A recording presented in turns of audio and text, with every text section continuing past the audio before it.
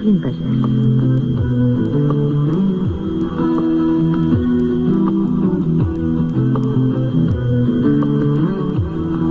Philippe Gildas, journaliste sans frontières, sans étiquette, mais avec casquette, homme d'idées, de débat, créateur d'ambiance, showman, organisateur.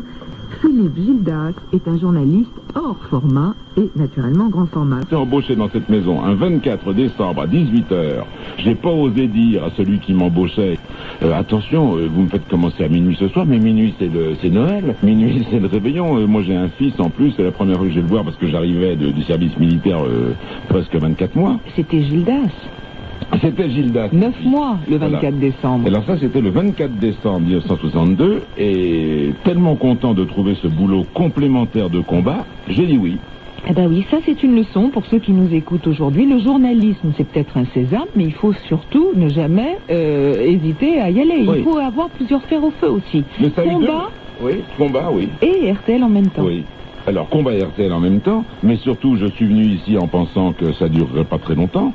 Et puis, 8 jours après, alors vous allez tout savoir d'un coup, 8 jours après, même nuit, quand vous êtes le dernier arrivé, c'est comme à l'armée, et vous êtes de permanence les mauvais jours. Ils m'ont recollé de permanence, et je travaillais à l'époque de 2h à 8h30 du matin.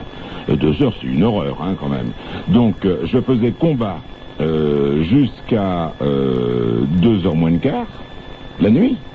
Et puis j'arrivais ici à 2h et j'avais une 4 chevaux pourris pour en revenir à ces nuits impossibles là et ces enchaînements où je dormais avec des gros réveils. Double vie, et quoi. je dormais, c'était oui double ou triple, je ne sais plus très bien parce que j'étais toujours bidasse. En plus, j'étais militaire et c'était pendant la guerre d'Algérie et il fallait en plus faire attention de ne pas entendre mon nom. Et c'est à cause de ça que dans la nuit du 31 décembre, il s'est passé un événement considérable, alors qu'il se passe jamais rien d'habitude.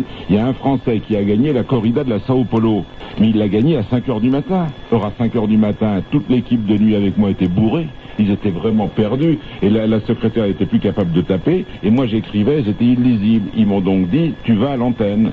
Je suis allé à l'antenne et dans les couloirs que vous connaissez ici, terrorisé, je me suis dit, s'ils entendent mon nom, c'est un coup à faire 6 mois de plus à l'armée mais en cellule. Si Ismadja entend mon nom, il a beau me payer au SMIC, je suis en exclusivité mondiale pour combat, il va me foutre à la porte sans indemne, je vais perdre mon boulot alors que je suis pas sûr de rester à la radio. J'ai pris un pseudo et j'ai trouvé le prénom de mon fils. Comme nom, j'ai gardé mon prénom pour être sûr que c'était bien moi, et puis j'ai mis Gildas. Et le manque de poche, c'est que je suis resté à la radio, donc du coup j'ai gardé mon pseudo.